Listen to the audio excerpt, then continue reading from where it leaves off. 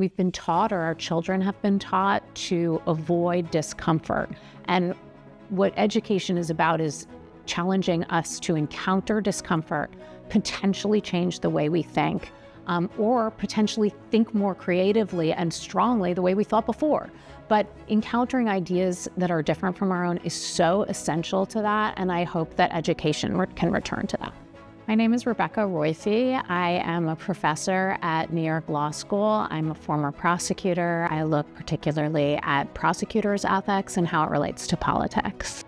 The academic environment has become hostile to different points of view.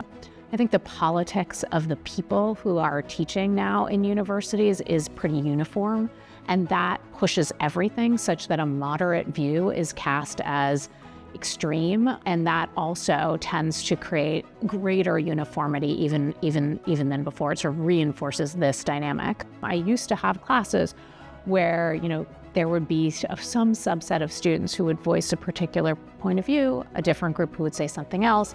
Now there are certain views that you will never hear. So if you want those on the table, you as a professor have to put them on the table and say, I'm just putting forth the whole array spectrum so that we can have an interesting, thoughtful conversation about this. But students are very motivated by this notion that it might hurt somebody's feelings, their thoughts, their ideas, what they think might hurt somebody's feelings, and therefore you keep it to yourself.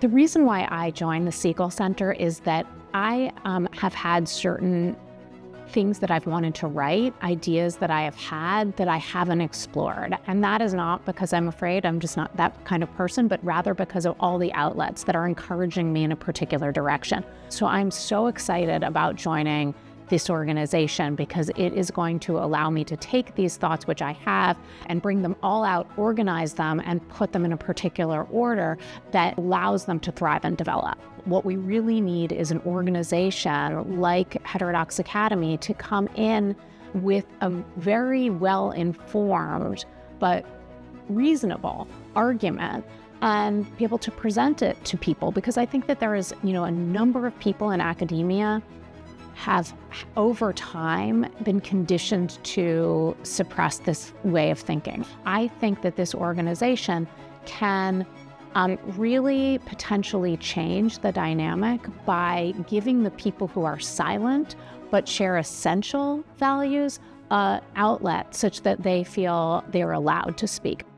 What I hope for education broadly is that it returns to what it once was, a more classical model, not just about exploring truth, seeking truth and knowledge, but also opening students' minds and allowing us to treat each other civilly and give each other's thoughts and ideas the benefit of the doubt rather than demonizing them, and challenging us to encounter discomfort, potentially change the way we think.